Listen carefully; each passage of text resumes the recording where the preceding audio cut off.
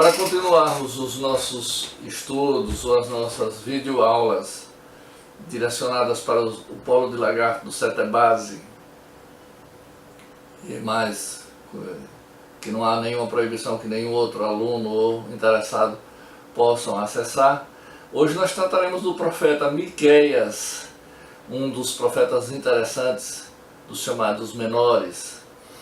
E sem mais delongas, vamos imediatamente ao tema, porque nós precisamos condensar todo o Antigo Testamento, toda a teologia bíblica do Antigo Testamento, então não podemos divagar ou fazer qualquer digressão. O livro de Miqueias é a obra central dos profetas menores. Ele fica entre os 12. Dos 12 ele é o sexto, se eu não me engano. Então ele mas não só pela localização, mas por conta do seu tema, nós vamos ver mais adiante. É o livro dos 12. Na verdade, o profeta Miqueias como que faz um resumo dos 12 profetas menores. O outro tema é: a casa de Deus seria elevada acima de todos os montes.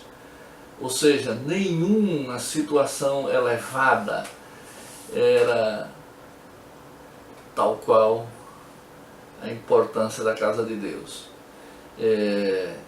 Transferindo isso para a igreja, vejamos a responsabilidade da igreja, ou do culto, ou do nosso ser como sendo a casa de Deus. E todas essas analogias que fiz agora comporta-se como sendo a casa de Deus. Então a casa de Deus seria elevada acima de todos os montes. Mais uma comparação com o que a cultura israelita tinha com relação aos montes. Os montes aproximavam o homem de Deus, era um lugar significativo naquela cultura. Então, mas nenhum desses montes estavam para o povo de Deus em situação de mais hierárquica, de importância, mais do que a casa de Deus.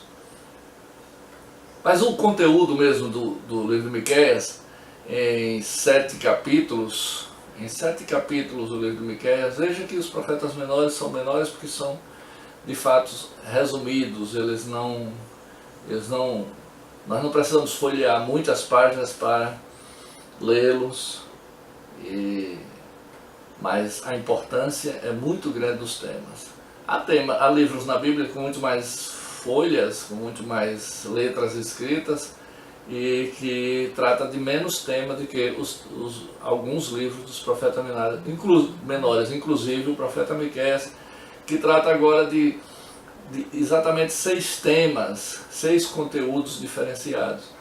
A começar no capítulo 1, de 1 até 2:13, que ele trata Deus julga o pecado. Há quem diga que não há pecado maior nem menor, mas se Deus julga é porque, primeiro, ele tem que saber se é pecado ou não é. É uma parte do julgamento. E a segunda, em que grau foi cometido aquele pecado, que contraprestação Deus exigirá de nós enquanto pecadores, enquanto praticantes daquele pecado. É evidente que dizermos que todo pecado é pecado, ou pecadinho, ou pecadão, são todos iguais, no sentido da salvação, porque todos eles são extintos ou são lavados pelo sangue de Jesus na cruz, mas eles têm gravidade também graduada. Nós vamos ver isso ao longo dos nossos estudos, vamos percebendo isso se formos fazer um estudo mais detalhado e acurado com relação aos pecados. O segundo tema é: os falsos líderes sofrem destruição. Um tema atualíssimo e que deveria causar, eu diria assim, pelo menos cuidado a alguns líderes hoje que tomam conotações de falsos. Primeiro, quando são mercenários. Segundo, pelas suas motivações. Enfim, nós sabemos analisar, quase que temos um falsômetro na nossa avaliação aos líderes. Basta ver-nos e ver atitudes para a gente saber se ele é um líder autêntico ou é um líder falso. Mas o que precisamos saber no livro de Miqueias é que Deus julga. Deus julga. Então nós não precisamos ficar preocupados. E não só julga, como a sentença de julgamento é a destruição deles. Nós não precisamos ficar preocupados com relação à ação deles, porque eles ganharão a sentença do próprio Deus. Então deixemos ele de lado e vamos fazer a nossa obra, que aí nós ganharemos muito mais com isso. O terceiro tema, ou terceiro conteúdo, não tema, conteúdo que o livro de Miqueias nos traz, é a estratégia de Deus para Israel. Ele, como professor de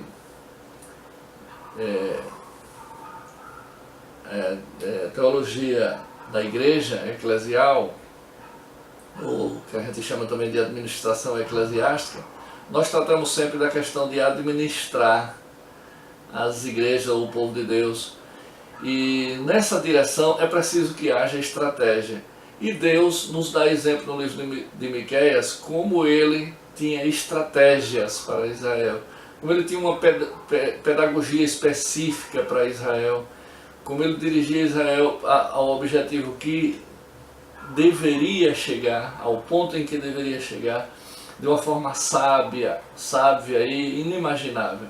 De fato, essas estratégias são perceptíveis nesse trecho da Bíblia e do livro de Miqueias, do capítulo 4, 1 até 13. Em 13 versículos praticamente, ele nos dá, veja como ele sabe condensar, como profeta inspirado pelo Espírito Santo, condensa em 13 versículos uma coisa tão importante, um conteúdo tão importante para a igreja hoje, para o povo de Deus hoje. O próximo conteúdo tratado no livro de Miqueias é: Belém é novamente considerada. Belém, que foi desconsiderada em algum tempo e era uma cidade fadada à desimportância ou a desprezo total, volta a ter importância. O outro tema, o conteúdo,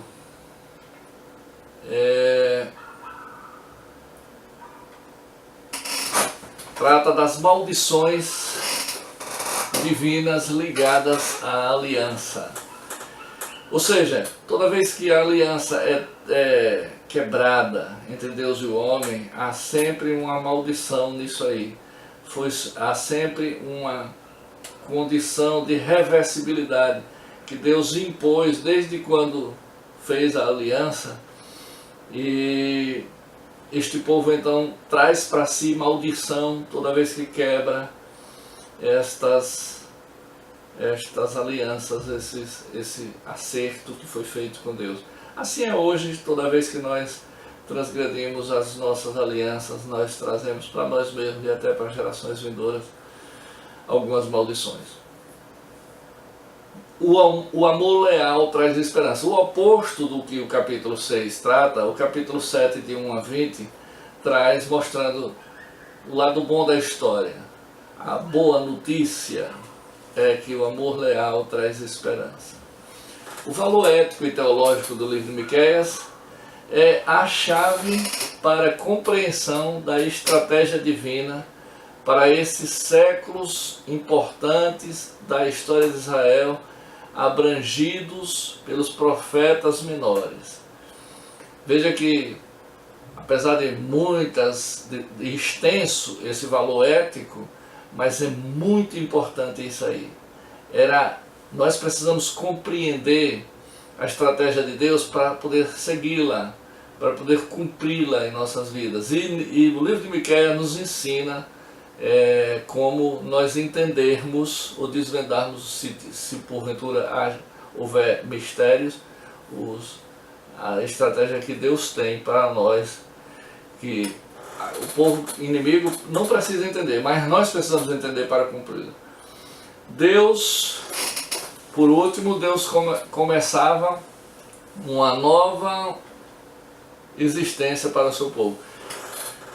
Um novo modo de interpretar a vida, uma nova visão, uma regeneração naquilo que Deus nos ensinava.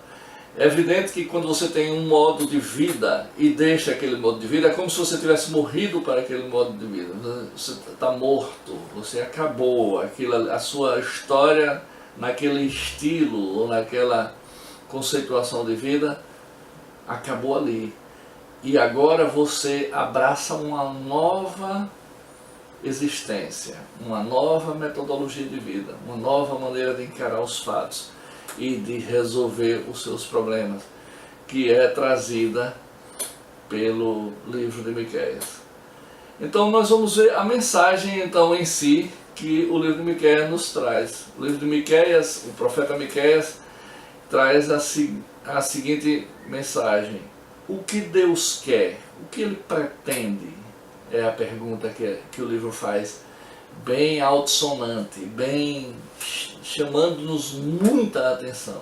O que de fato Deus quer? E aí, desdobrando o que Deus quer, vem os temas. O que você quer na religião? Porque quando eu quero diferente de Deus, eu estou trabalhando contra. Então eu preciso consertar este meu querer, este meu objetivo.